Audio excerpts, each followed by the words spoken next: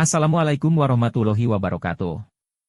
Apa kabar anak-anak Indonesia yang hebat? Jumpa kembali dengan Pak Guru, dan pada pertemuan kali ini, kita masih membahas tentang hal-hal yang berkaitan dengan haji, yaitu keistimewaan berhaji, keistimewaan kota Makkah, Ka'bah, dan Madinah. Apa sajakah rahasia di balik keistimewaan ibadah haji, kota Makkah, Ka'bah dan Madinah itu? Nah, untuk lebih jelasnya, ayo simak video ini sampai selesai.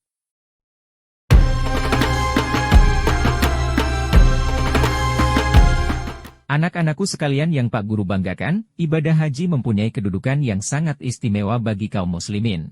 Maka untuk pencapaiannya diperlukan kesiapan materi, fisik, dan juga keamanan. Oleh karena itu berbahagialah orang-orang yang telah mampu menunaikan ibadah haji dan semoga dapat memelihara dirinya dari hal-hal yang dapat merendahkannya. Anak-anakku sekalian, Rasulullah Shallallahu Alaihi Wasallam pernah bersabda, "Barang siapa yang meninggal dunia, tapi belum berhaji, padahal dia mampu, maka kematiannya itu tidak ada bedanya dengan kematian orang Yahudi atau Nasrani." Hadis riwayat At-Tirmidzi. Seruan untuk berhaji ini sebagaimana firman Allah Subhanahu wa Ta'ala dalam surah Al-Hajj ayat 27. Wa'ajin finasi bil haji. Dan berserulah kepada manusia untuk mengerjakan ibadah haji. Dan Nabi Shallallahu Alaihi Wasallam bersabda, setan tidak nampak lebih kecil, hina, dan lebih jengkel selain pada hari Arafah. Hadis riwayat Imam Malik. Di lain hadis, beliau bersabda, barang siapa yang keluar dari rumahnya untuk berhaji atau umroh, lalu meninggal dalam perjalanan, maka ia diberi pahala seperti pahala orang yang berhaji atau umroh hingga hari kiamat. Hadis riwayat Al-Hindi. Sebagian ulama salaf berkata, jika hari Arafah bertepatan pada hari Jumat, Haji Akbar, maka semua orang yang ada di Arafah diampuni dosanya.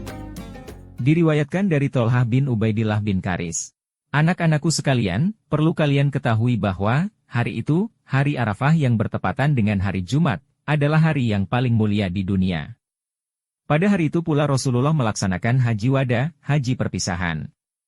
Lalu saat beliau sedang wukuf, turunlah ayat ketiga surah Al-Maidah. Al-yawma akmaltu lakum diinakum wa atmamtu alaikum nikmati wa raditu lakumul islama diina. Pada hari ini telah kusempurnakan untuk kamu agamamu. Al-Maidah ayat 3. Ahli kitab berkata, seandainya ayat itu diturunkan kepada kami, niscaya kami akan menjadikan hari turunnya ayat tersebut sebagai hari raya. Umar bin Khattab berkata, saya bersaksi bahwa ayat ini diturunkan pada hari bersatunya dua hari raya, yaitu hari Arafah dan Jumat, di mana saat itu Nabi sedang wukuf di Arafah. Sabda Nabi Shallallahu Alaihi Wasallam, ya Allah, ampunilah dosa-dosa orang yang melaksanakan haji, dan dosa-dosa yang dimohonkan untuk diampuni oleh orang yang berhaji. Hadis riwayat Baihaqi. Keistimewaan Ka'bah dan Makkah. Rasulullah Shallallahu Alaihi Wasallam bersabda, sesungguhnya Allah telah berjanji kepada Ka'bah, bahwa sekitar 600.000 orang akan berhaji ke Baitullah setiap tahunnya. Jika orang yang berhaji kurang dari jumlah itu, maka para malaikat akan menyempurnakannya. Ka'bah akan dikerumuni banyak orang laksana pengantin. Dan setiap yang berhaji ke Baitullah, lalu berpegang pada tirainya dan bersa'i di sekitarnya hingga ia, Ka'bah, masuk surga, maka orang-orang itu akan masuk surga bersamanya.